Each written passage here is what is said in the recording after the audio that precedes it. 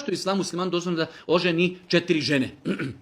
Dozvoljeno je zato što mu je to dozvolio njegov gospodar uzvišeni Allah subhanahu wa ta'ala. Malo prije smo o tome govorili, znači to su propisi od uzvišenog Allaha subhanahu wa ta'ala. Sad ne bi da govorim o poligamiji i uvjetima poligamije. Ko to ispunjava uvjete poligamije. Ali generalno gledajući je propis da muškarac u islamu, ako ispuni uvjete koji su postavili islamski učenjaci u svojim knjigama, maksimalno može u isto vrijeme da ima 4 žene. Zakonski 4 žene koji njihova djeca su njegova djeca zakonska, islamska, šerijatska, njegova obaveza da izdržava te žene, ako on sutra umri, one ga nasljeđuju i tako dalje.